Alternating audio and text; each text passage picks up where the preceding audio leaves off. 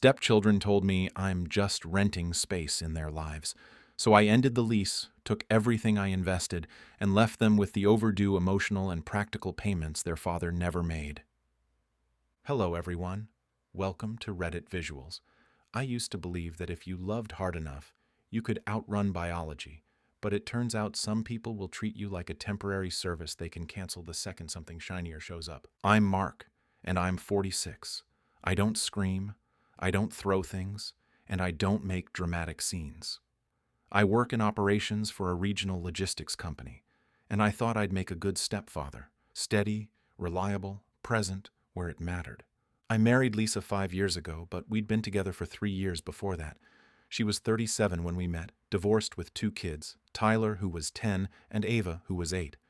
When we first started dating, she told me clearly, "My kids come first." I told her that was exactly why I liked her. Their dad was around, technically.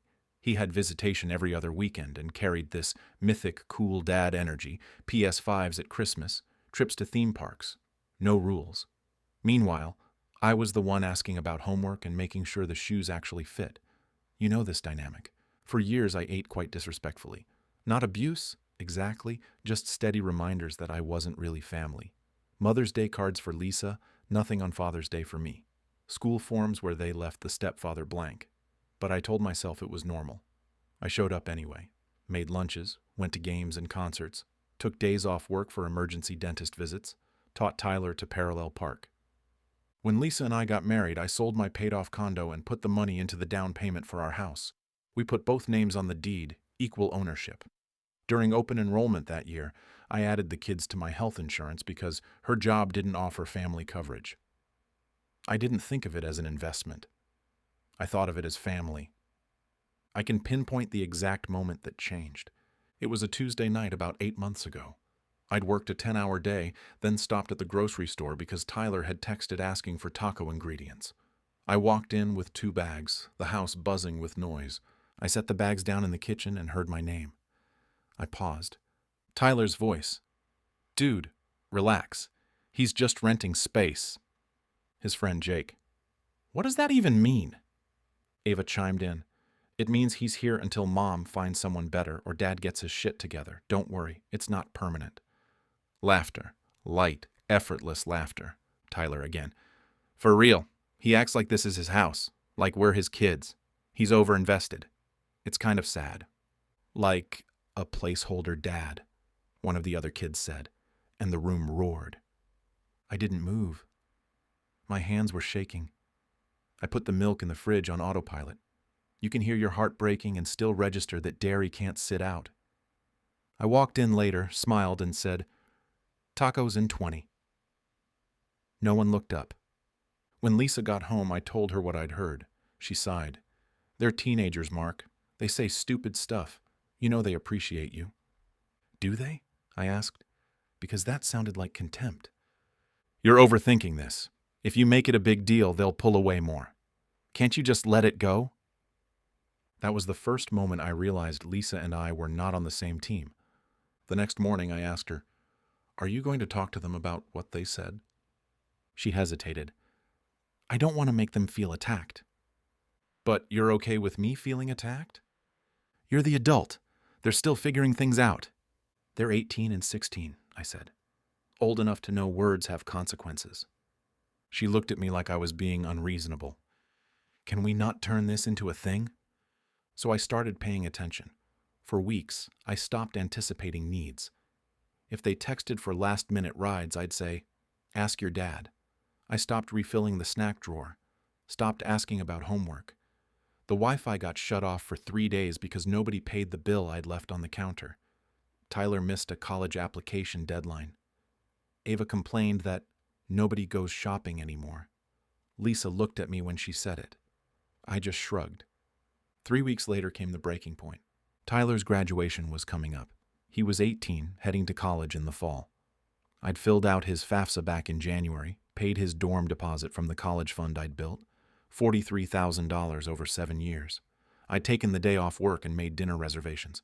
At Sunday dinner, Tyler said, "Oh, Mom, did you tell him about the seating?" My chest warmed. "Tell me what?" Lisa hesitated. So, we were talking about graduation seating. Tyler's dad wants to sit with the family, with Grandma, Grandpa, and me.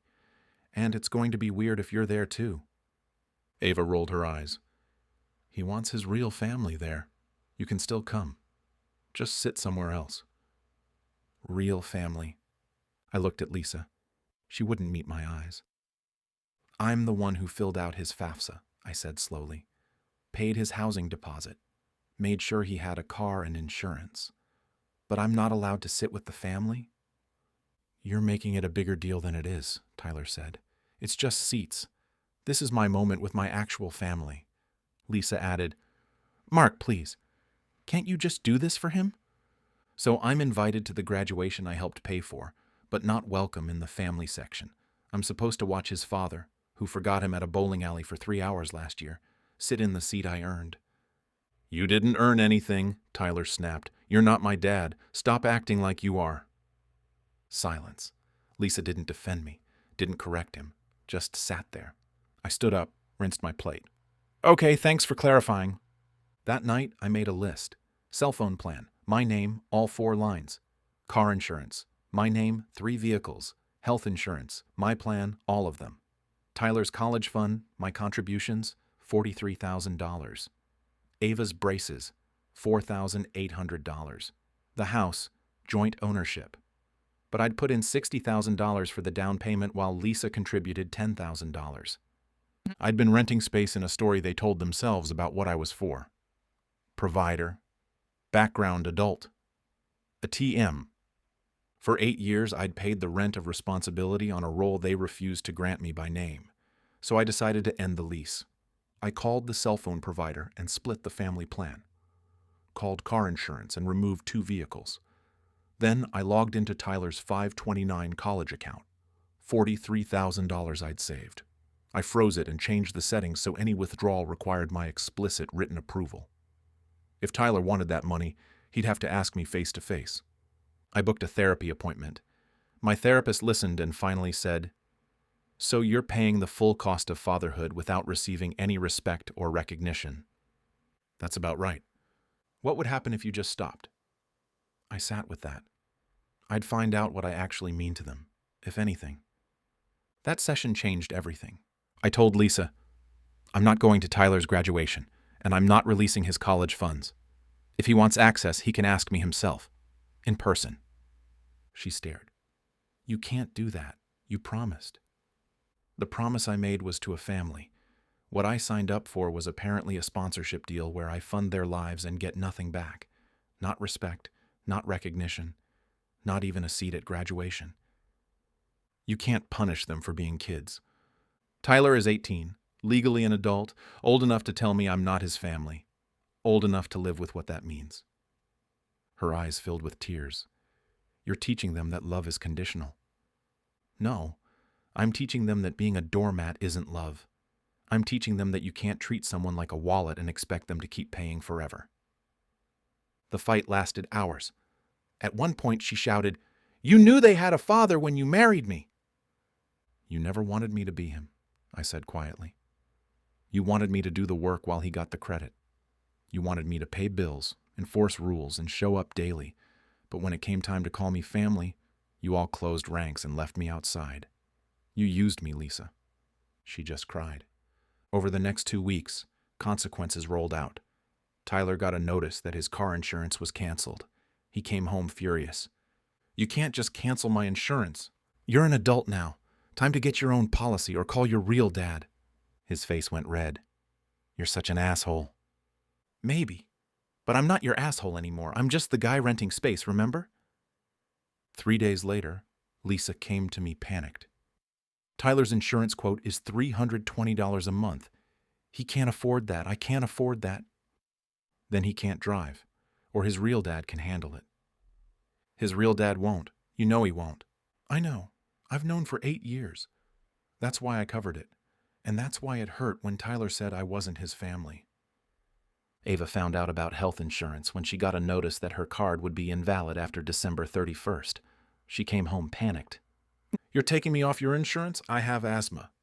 Your mom added you to her plan during open enrollment. You'll have a new card by January. But you always covered us. You can't just stop. That's how insurance works. Every year I make a choice to add you. This year I made a different choice. Because I'm just renting space, and renters don't make permanent decisions. Tears streaked her face. I didn't mean it like that. How did you mean it? She ran upstairs. Graduation day came. I didn't go. I drove to a state park and hiked until my mind went quiet. I thought about all the stages I'd been at before. Elementary concerts with flowers. Science fairs at the kitchen table until midnight. Soccer tournaments where I cheered until my voice gave out. I wondered if anyone noticed the empty seat. When I got home that night, there were 47 texts. Tyler's. Thanks for nothing. Real mature. Ava's. You missed it. He looked for you. Lisa's last message sent at 11 p.m. His dad left right after the ceremony. Didn't even stay for dinner. Tyler cried in the parking lot. He kept saying, at least Mark would have stayed. I hope you feel good about yourself. I didn't feel good, but I didn't feel guilty. Because I would have stayed. I would have taken 1,000 photos. But I wasn't allowed to. I texted back, I'm sorry his dad disappointed him. That's what his dad does. But I'm not coming back to audition for a role I've been performing for free for 8 years. If Tyler wants to talk, my door is open. But I'm done being the backup parent who gets blamed when the real one doesn't show up. 2 months later, I told Lisa I wanted to sell the house.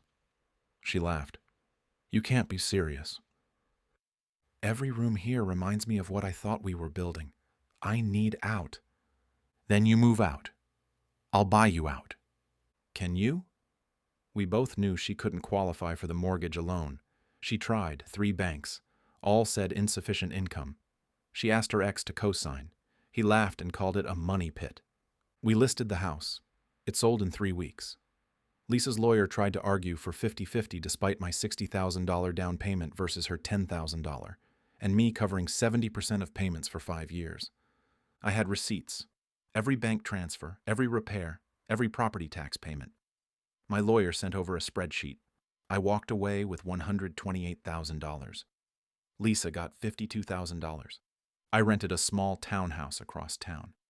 Moving day, Tyler and Ava stood on the lawn while movers loaded the truck. As the last load pulled away, Ava called out, You're really leaving? I'm ending the lease. You're being dramatic, Tyler muttered. Maybe, but you were clear about my status. I'm just honoring the terms you set. You said I was renting space. Renters leave. That's what temporary means. Lisa stood in the doorway. You're punishing them. No. I'm matching my effort to the respect I receive, and maybe teaching them that people aren't renewable resources. You can't use someone up and expect them to keep showing up. I drove away without looking back. The first month was strange, quiet. I'd make coffee for 4 out of habit. My phone was a battleground. Angry texts from Lisa about bills, panicked messages about Tyler's tuition, furious messages from Tyler about ruining his future. Every time, ask your dad. Stop saying that, Tyler finally texted. You know he won't help. I replied, I know. I've known for 8 years. That's why I stepped up. That's why it shattered me when you said I was renting space. I gave you everything, and you treated it like a utility bill. I'm not coming back to that. 2 days later. So what, I'm supposed to drop out? Ruin my future? You have $43,000 in a college fund with my name on it. If you want access, you can ask me for it. In person. Face to face. Come to my place, look me in the eye, and ask. Then we'll talk. He never came. 4 months later, I got an email from Ava. Subject, I'm sorry. She wrote about college, her roommate who never cleaned. I called her dad for help moving, and he canceled that morning. Her mom is stressed and overwhelmed. Their smaller, louder apartment. I didn't realize how much you did. I thought it was just normal. But my roommate's stepdad didn't help her move. My friend's stepdad didn't pay for insurance or save for college. You did all that, and I treated you like furniture. I never said thank you, not once. I'm so sorry. I read it 5 times. 2 days later, I replied, I appreciate that. It means more than you know. I loved you and Tyler. I still do, in a complicated way. But I needed to step back to stop resenting you. If you want to build something new, an adult relationship based on mutual respect, I'm open to that. But it has to be different. She replied within an hour. Can we get coffee sometime? We met 3 weeks later. It was awkward. She looked older, tired. We talked for 2 hours. She told me Tyler was struggling, working 2 jobs, barely keeping up with classes, and angry but mostly at himself. Is he angry at his dad? I asked. She looked down. No. He still makes excuses for him. I nodded. That's what used to kill me. I could be flawed and get judged harshly. Your dad could be absent, unreliable, and you'd all give him grace. I know, she whispered. I see it now. It wasn't closure, but it was something. Tyler hasn't reached out. I see him on social media, still posting with his dad, still tagging him on Father's Day, still pretending everything's fine. Lisa and I are divorced now. She texted, I hope you find what you're looking for. I didn't respond. I'm not looking for anything anymore. For 8 years I looked for acceptance, belonging. Now I'm just living. And that's enough. People ask if I regret it. Honestly, I don't know. I regret that 8 years weren't enough to earn me a seat in the family section. I regret waiting so long to stand up for myself. But I don't regret leaving. Because here's what I learned. Love without boundaries isn't generosity. It's a subsidy for other people's unwillingness to value you. And I'm worth more than that.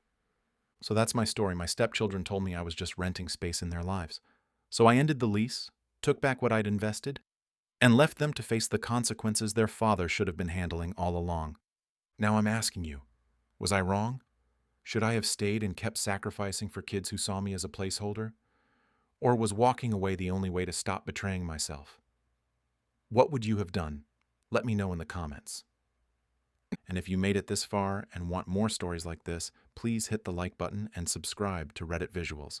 Your support helps us keep bringing you these real, raw stories. Thanks for listening.